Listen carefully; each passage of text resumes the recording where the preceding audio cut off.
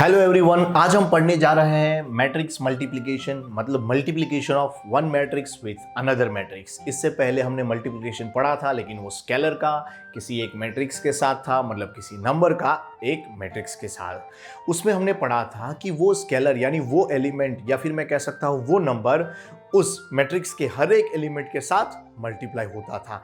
यहाँ पे किस तरह से मल्टीप्लिकेशन होगा, चलिए देखते हैं।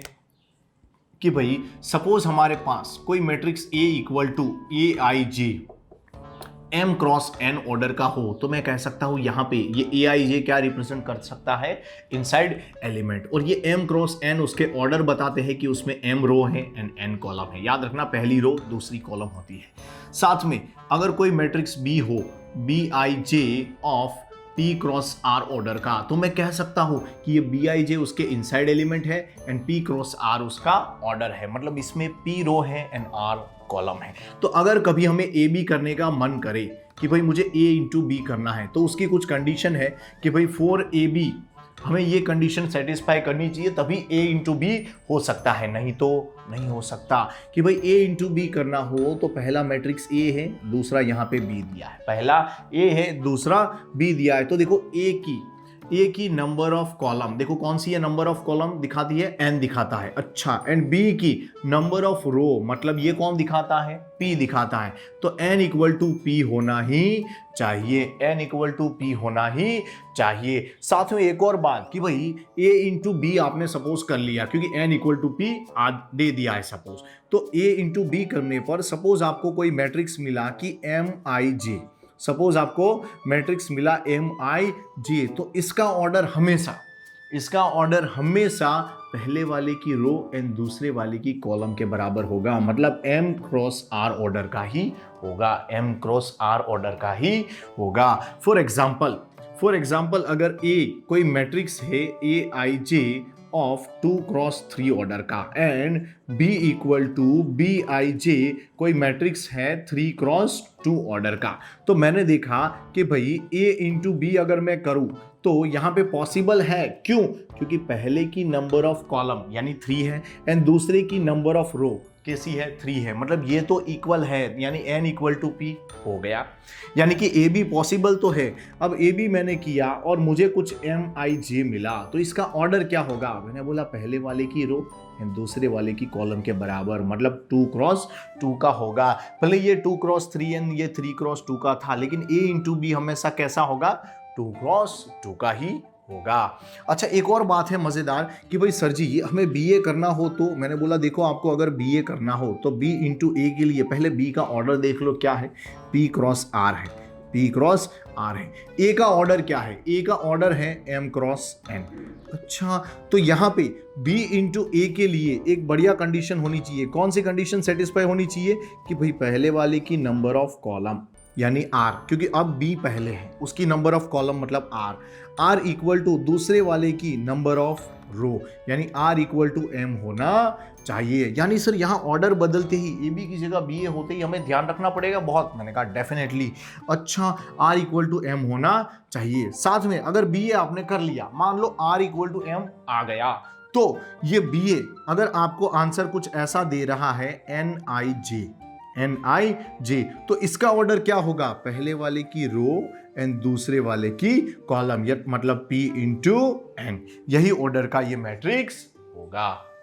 अब कुछ सोच रहे होंगे सर मल्टीप्लिकेशन करेंगे कैसे, मैंने कहा ठीक है भाई देखो बता देता हूं, ठीक है, कि अगर कोई A इक्वल टू मैट्रिक्स हो A B C and D, ठीक है, एंड B इक्वल टू कोई मैट्रिक्स है कि भाई D E F G, ठीक है। यहाँ पे मैंने देखा this matrix is of order 2 cross 2, यहाँ पे B is of matrix of order 2 cross 2, ठीक है। तो यहाँ देखा मैंने कि फॉर ए बी, ठीक है, मुझे अगर ए बी ढूंढना हो, ठीक है, मतलब ए इंटू बी ढूंढना हो, तो पहले तो चेक करूंगा क्या पॉसिबल है। मैंने कहा हाँ देख लो, यहाँ पे number of column of first matrix equal to number of row of second matrix दिया है, ठीक है। तो यानी कि अगर मैं ए बी करूंगा तो क्या होगा, उसका ऑर्डर आएगा 2 क्रॉस 2, ये जो बाकी बचे वो वाला, मतलब ए बी का क्या आने वाला है 2 क्रॉस 2, ऐसा मैट्रिक्स आने वाला है।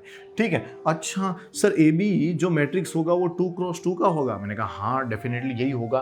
तो सर कैसा होता है ये? मैंने बोला नॉर्मली हम याद करते हैं कि A11 A12 A21 A22 ये उसके एलिमेंट है। क्यों? क्योंकि हमें पता है यहाँ रो 1 यहाँ रो 2 होती है, यहाँ कॉलम 1 यहाँ कॉलम 2 होती है। तो मैं कह सकता हूँ पहला एलिमेंट रो 1 एंड कॉलम 1 का था, बाद में रो 1 तो थी ही लेकिन ये कॉलम 2 का था इसलिए 1 2 लिखा। सिमिलरली ये एलिमेंट को 2 1 क्यों लिखा? क्योंकि ये रिप्रेजेंट करता है second row and first column, ये रिप्रेजेंट करता है second row and second column. ठीक है, अच्छा सर तो इसे ढूंढेंगे कैसे? मैंने बोला देखो याद रखना, for multiplication always row multiply with column.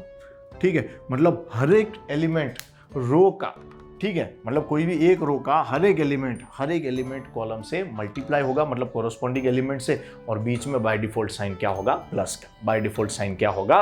Plus का। बच्चे समझ नहीं पा रहे थे सर रो इंटू कॉलम का कैसे होगा? मैंने बोला सिंपल है, देखो जरा आपको अभी पता चल जाएगा कि भाई अगर मैं ए बी करने जाऊँ, ठीक है, कि ए इंटू बी करने जाऊँ तो ये दोनों मैट्रिक्स आ जाएंगे। ठीक है, और फिर यहाँ पे हमें आंसर मिलेगा कि भाई ए एंड बी क्या थे, जरा देख लेते हैं। ए बी सी डी, यहाँ पे था डी ई एफ जी। ठीक है, तो मैंने देखा पहला एलिमेंट था 1 1। ठीक है, पहला एलिमेंट था 1 1, ये खुद ही रिप्रेजेंट कर रहा है। देखो इस तरीके से करोगे तो आपका काम आसान हो जाएगा कि भाई पहला एलिमेंट क्या आएगा, तो 1 1 मतलब फर्स्ट रो फर्स्ट कॉलम से मल्टीप्लाई होगी। ये याद रखने का तरीका है बहुत ही बढ़िया से। ठीक है, वरना नॉर्मली भी हम कर सकते हैं कि पहली रो पहले कॉलम से मल्टीप्लाई होती है, बाद में दूसरी कॉलम से। ठीक है, अच्छा तो ये पहली रो जब इससे मल्टीप्लाई होगी तो क्या होगा भाई, ए डी के पास जाएगा तो बनेगा ए डी, बीच में बाय डिफॉल्ट साइन प्लस। ठीक है, फिर बी का एफ से बाकी था तो प्लस बी एफ। ठीक है, अच्छा उसके बाद का एलिमेंट के लिए मैंने कहा भाई ये इसके पास चला जाएगा, मतलब पहली रो दूसरी कॉलम के पास चली जाएगी। ठीक है, तो ए ई, ठीक है, ए ई प्लस फिर क्या होगा बी जी। ठीक है, बी जी। ठीक है, यहाँ पे मैंने वैसे भी लिखा ही था 1 2 मतलब फर्स्ट रो सेकंड कॉलम, तो वही किया मैंने।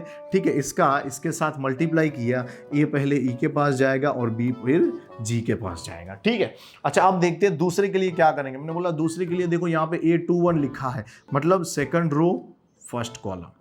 ठीक है, अच्छा सर तो कैसे करेंगे? मैंने बोला सी डी के पास जाएगा, ठीक है, प्लस फिर क्या होगा डी एफ के पास जाएगा, तो डी एफ।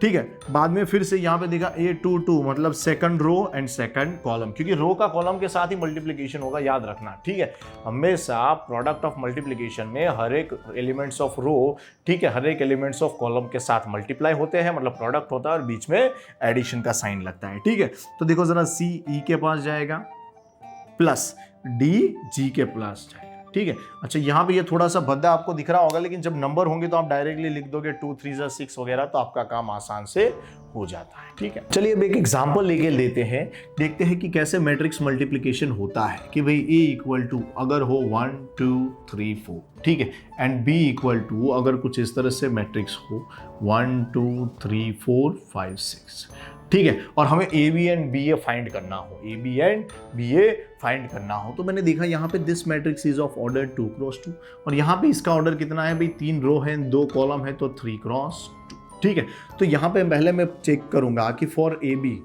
ठीक है, फॉर ए बी क्या होना चाहिए, नंबर ऑफ कॉलम, ठीक है, number of column of first matrix equal to number of row of second matrix, लेकिन यहाँ पे वो इक्वल नहीं है, तो फॉर ए बी, ठीक है, हियर नॉट पॉसिबल।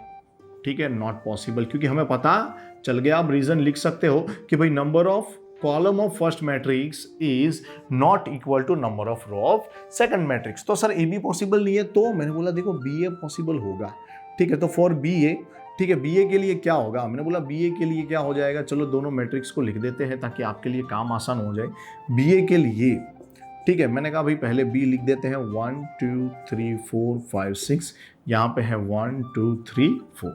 ठीक है, इसका ऑर्डर क्या है 3 क्रॉस 2, इसका ऑर्डर क्या है 2 क्रॉस 2, तो मैंने देखा देखो अब बी ए करना है, तो पहले मैट्रिक्स की क्या होनी चाहिए, नंबर ऑफ कॉलम किससे इक्वल होनी चाहिए, सेकंड मैट्रिक्स की नंबर ऑफ रो से। ठीक है, तो यहां देखो 2 2 इक्वल आ गया, मतलब कि अगर मैं बी ए करूंगा, ठीक है, बी ए करूंगा तो मुझे जो नया मैट्रिक्स मिलेगा उसका ऑर्डर क्या होगा, 3 क्रॉस 2, 3 क्रॉस 2, मतलब नया मैट्रिक्स जो भी मिलेगा वो कुछ इस तरह से मिलेगा कि भाई 3 क्रॉस 2 का मतलब होता है 3 row and 2 column, 3 row and 2 column, मतलब यहाँ पे A11, ठीक है। अच्छा, बाद में यहाँ पे आ जाएगा 2 ही कॉलम है, मतलब एक 2 ही आएगी, तो यहाँ पे A12, फिर यहाँ पे 21, यहाँ पे 22, ठीक है, यहाँ पे A31, A32, ठीक है। तो इस तरह से कुछ मैट्रिक्स आने वाला है। अब इसका होगा क्या, आंसर क्या होंगे, मैंने बोला देखो सिंपल है, यही प्रोडक्ट करके आपको बता देता हूँ जिससे आपका काम आसान हो जाए।